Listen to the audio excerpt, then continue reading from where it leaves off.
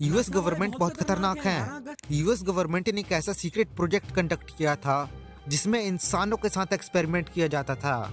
और ये एक्सपेरिमेंट कोई नॉर्मल ह्यूमन एक्सपेरिमेंट नहीं थे, बल्कि इन एक्सपेरिमेंट में इंसानों की साइकिक एबिलिटीज को बढ़ाया जाता था ताकि वो एक वर्म होल क्रिएट कर सके और उससे टाइम ट्रेवल कर सके। और ये मैं आपको कोई साइफाई स्टोरी नहीं बता रहा हूँ, बल्कि एक रियल लाइफ स्टोरी है। इन एक्सपेरिमेंट्स में टेलीपोर्टेशन, टेलीपैथी और टेलीकिनेसिस जैसे एक्सपेरिमेंट शामिल थे। यानी वो प्रकृति के नियमों को तोड़ना चाहते थे। वो बार बार इन एक्सपेरिमेंट्स को रिपीट करते और हर बार अपनी पिछली गलती से कुछ सीख कर अपने अगले एक्सपेरिमेंट को अंजाम देते। लगातार इन एक्सपेरिमेंट्स को करते करते आखिर में उन्होंने कुछ ऐसा कर डाला जिसे सुनकर आपके होश उड़ जाएंगे। Leningrad University, who has reported on her work. Well, time is essentially like a real estate. All the equipment that's on this property. The same energy field that enabled people like Inga Exists, and it's possible to go from point A to point B. It's in a parallel way so that people can actually have parallel lifetimes. Time is essentially like objects real estate. Whereas you and I can walk through real estate from point A to point B all the time.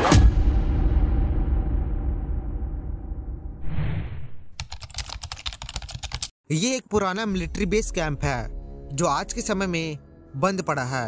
755 एकड़ में फैला ये military camp 18th century से लेकर second world war के बाद भी इसका यूज हुआ था।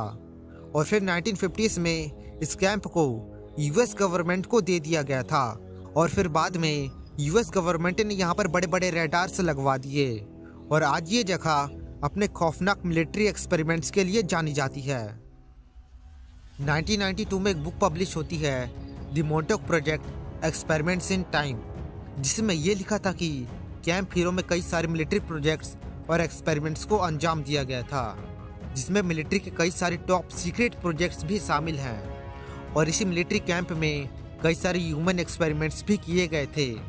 इस बुक के राइटर प्रेस्टन निकलेस का ये भी कहना था कि वो इन कई सारे मिलिट्री प्रोजेक्ट्स पे काम कर चुका है, यहाँ तक कि उनका हिस्सा भी रह चुका है। बट फॉर सम रीजंस उसकी मेमोरी लॉस हो गई थी और वो इन सभी प्रोजेक्ट्स के बारे में भूल गया था, पर अब उसकी मेमोरी धीरे धीरे वापस आने लगी थी।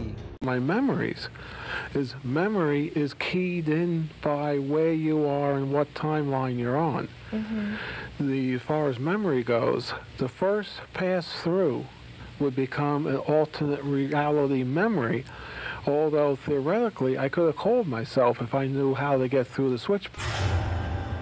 प्रेस्टन निकलस एक टेक्नीशियन थे। उनका काम इलेक्ट्रोमैग्नेटिज्म से रिलेटेड था, इसलिए वो इन एक्सपेरिमेंट्स को अंजाम दे पाते थे। उन्होंने बताया कि वर्ल्ड वॉर के पहले अमेरिका कई ह्यूमन एक्सपेरिमेंट्स करता था जिसे वो बाकी देशों से स्ट्रॉन्ग बन पाए। इसमें टेलीकाइनेसिस, टेलीपोर्टेशन, टेलीपैथी और टाइम ट्रैवल जैसे पैरानॉर्मल एक्सपेरिमेंट्स किए जाते थे। इन एक्सपेरिमेंट्स में उन लोगों को लिया जाता था जो होमलेस हैं या अकेले हैं, ताकि उनके बारे में कोई इन्वेस्टिगेट ना करे। और इनमें ज़्यादातर बच्चे शामिल थे। इन एक्सपेरिमेंट में उनको एक चेयर में बैठा दिया जाता था और उनके शरीर में इलेक्ट्रोमैग्नेटिक रेडिएशन को पास किया जाता था ताकि उनकी साइकिक एबिलिटीज को बढ़ाया जा सके।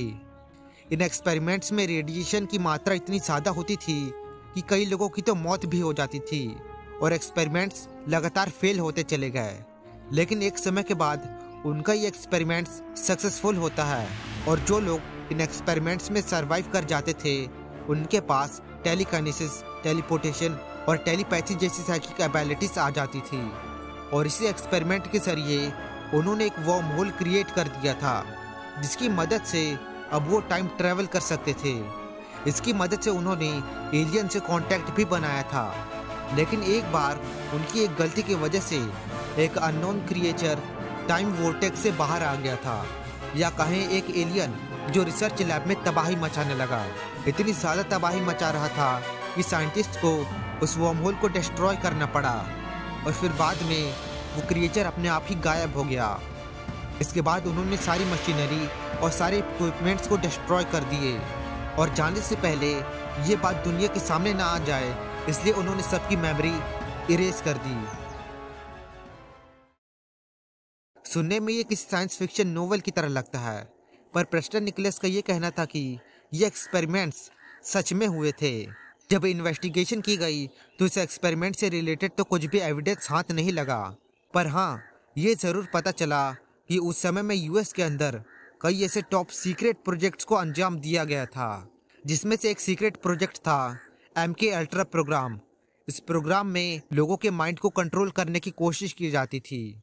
यहाँ तक कि यूएस गवर्नमेंट ने खुद ये माना है कि MK अल्ट्रा जैसे प्रोग्राम उस समय कंडक्ट किया गया था।